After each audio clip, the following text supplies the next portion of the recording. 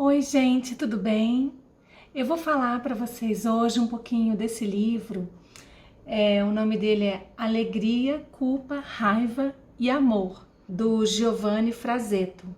Ele tem PhD em Biologia Molecular. É um livro maravilhoso, gente. Ele fala sobre aquilo que eu acho que é uma das coisas mais importantes que existem nas nossas vidas, que são as emoções. Eu não vou conseguir falar sobre todo ele hoje, porque o vídeo vai ficar muito grande, então eu vou falar sobre a emoção da raiva. E depois eu vou trazer os outros capítulos. Quando nós somos crianças, a gente não tem muito hábito de falar sobre o que a gente sente, até porque a gente não tem nem essa maturidade.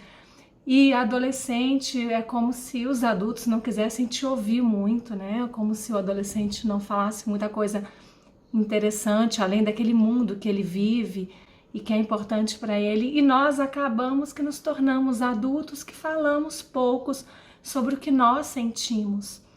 A gente fala muito sobre aquilo que as pessoas esperam que a gente sinta e a forma como a gente tem que se comportar diante da sociedade e das regras que são impostas e daquilo que é considerado correto pra gente, mas a gente não para se autoanalisar. Às vezes sim, em consultas com profissionais, né, na psicologia, enfim. Muitas pessoas têm esse hábito maravilhoso de procurar psicoterapia, mas nem todas as pessoas fazem isso. E muita gente guarda para si sentimentos e emoções que às vezes, se você parar para pensar, você vai descobrir coisas assim impressionantes, tanto coisas boas como coisas ruins, mas que precisam ser trabalhadas. E para que isso não vire um adoecimento emocional, para que isso depois não se transforme em algo que possa trazer consequências para a sua vida fisicamente, socialmente e até em relação às outras pessoas. É muito importante a gente saber com quem a gente quer estar, quem nos faz bem, quem nos trata bem, como você se sente ao lado dessas pessoas e situações também, em situações que você quer estar, situações que você acaba participando por obrigação e você não queria estar ali naquele momento. E esse livro é muito interessante, que o autor ele vai começar falando da raiva. Mas ele fala primeiro, será que o nosso circuito neural, ele tem alguma ideia de como a gente se sente, das nossas emoções, de onde que vem isso? Então, o Giovanni Frazeto, ele vai falar o seguinte: o que a neurociência explica sobre as emoções e de que forma a gente pode lidar com isso? Então ele começa falando o seguinte, que por que algumas pessoas, quando sentem raiva, sentem de uma forma explosiva, violenta, expressa em gestos, né, abruptos, e outras pessoas já sentem a raiva como se fosse de uma forma premeditada, silenciosa, como se estivessem pensando numa retaliação futura, ou até num diálogo, numa forma de conversar sobre aquilo que incomodou essa pessoa. Então ele vai lá para Darwin, na teoria das espécies, e ele fala que 12 anos antes de Darwin publicar o livro da teoria das espécies, ele publicou um livro chamado As Expressões das Emoções nos Homens e nos Animais. O autor fala que esse livro foi o maior legado que Darwin poderia deixar para a psicologia, porque ele diz o seguinte, que ao apresentar as emoções como resultado da evolução, Darwin demonstrou que da mesma forma que acontece com nossos olhos, nossas pernas, partes da anatomia do nosso corpo, as emoções também passam por uma espécie de evolução. Ele conseguiu demonstrar que as emoções, elas são comparáveis dentro do reino animal, mas o que está por trás disso, os mecanismos de defesa, são análogos às outras partes do nosso corpo. Uma reação fisiológica mesmo do que acontece no nosso corpo. De certa forma, a evolução da emoção, ela nos desperta e ela é manifestada no nosso corpo por meio de diversas mudanças fisiológicas mesmo. Então, o Giovanni ele fala que essa obra de Darwin deixou um grande legado duradouro para a humanidade mesmo. É assim, o verdadeiro tesouro que ficou sobre esse assunto. E que muitos estudos têm sido feitos nesse sentido. Ele fala o seguinte, que essa divisão que fazem de emoções negativas e positivas, que não seria exatamente assim. Porque para a gente viver bem, com saúde, a gente precisa das duas linhas.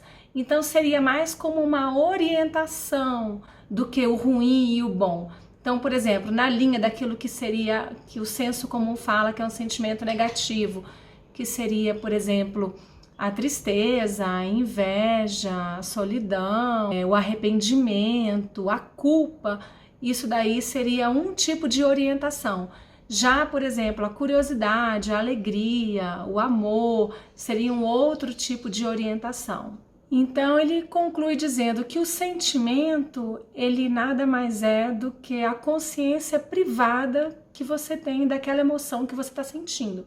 E ele fala que a raiva é uma emoção eletrizante, né? Que a raiva deixa a gente ou com a cara vermelha ou com a cara roxa de raiva, e isso daí é uma forma de mostrar a emoção de uma forma muito impulsiva, muito eletrizante. Então ele vem falar, né, que a raiva, ela exemplifica o vigor incontrolável da emoção, que é como se nosso corpo fosse inchando mesmo até explodir em acessos ou verbais ou físicos.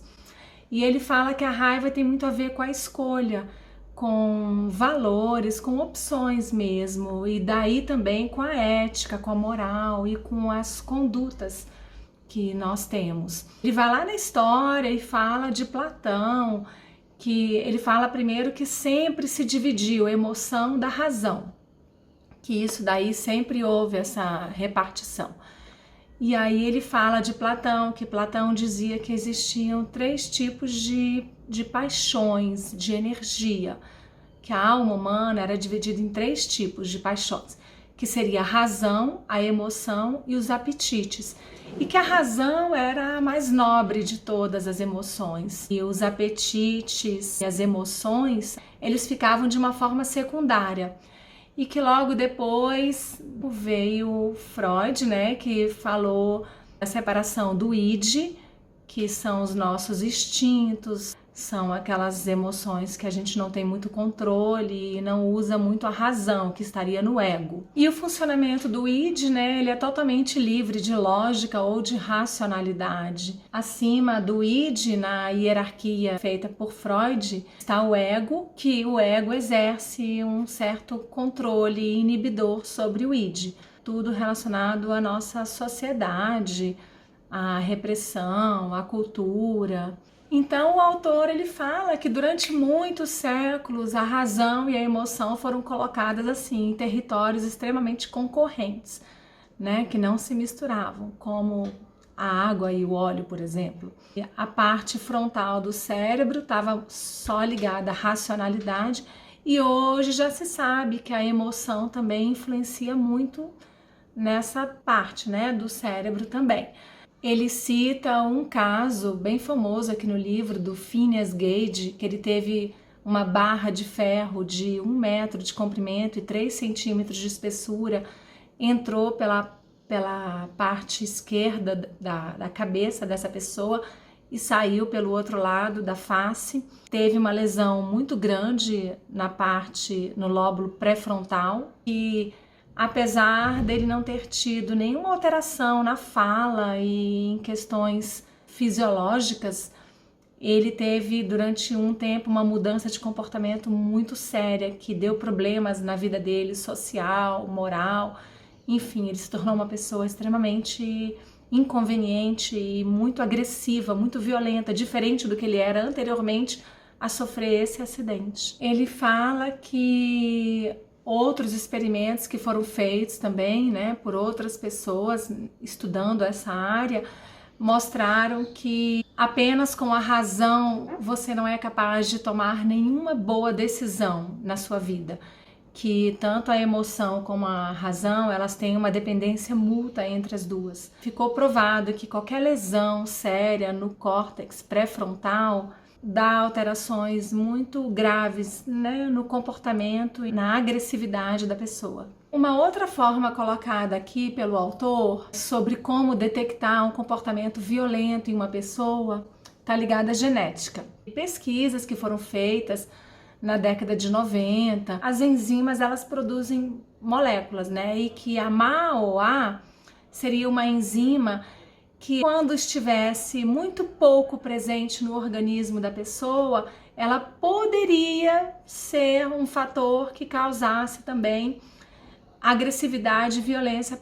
E ele cita aqui o caso de uma família que tinham muitos homens nessa família e todos eles tinham uma carência muito grande da MAOA no organismo. E foram feitos estudos e foram detectados comportamentos agressivos nessas pessoas. Então não é que seja uma coisa certa, mas seria também um dos indícios em relação à emoção da raiva, da agressividade. Então o Giovanni fala que na década de 90 muitos estudos foram publicados sobre esse assunto, associando o baixo nível de MAOA a comportamentos violentos. E muitas notícias saíram na mídia, né? Assim, que seria uma imprensa popular ruim, digamos assim, que ligava, né, o determinismo genético de uma forma muito severa, que se a pessoa tiver baixo nível de MAOA, pode ser uma pessoa violenta, e que esse gene da MAOA, na época, ele até ganhou um apelido de gene guerreiro, o que hoje não se aceita, né? Você não pode rotular ninguém pelo gene, né? Se a pessoa vai se comportar assim ou assado porque tem aquele gene, como se para cada tipo de comportamento tivesse um gene.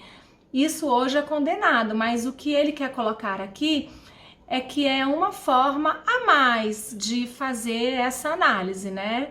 Que não existe uma relação causal direta do gene com a agressividade. No entanto, o autor frisa que esse gene da MAOA, ele continua sendo ainda um gene muito estudado para análise do comportamento, tá? Não é o único, mas é um dos mais estudados. Por fim, o autor ele fala o seguinte, que nem sempre a raiva é seguida por uma agressão, né? A raiva pode surgir também em um contexto sem agressividade. Muitas pessoas conseguem, de uma forma clara, expressar a sua raiva sem agredir tanto verbalmente como fisicamente a outra pessoa.